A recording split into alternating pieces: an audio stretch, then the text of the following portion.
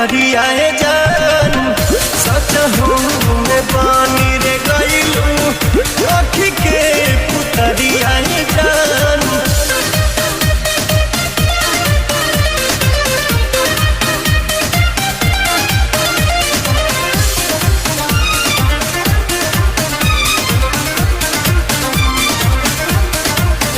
जब से ही नजरिया चार भइल रानी हमरो त दिलवाला चार भइल।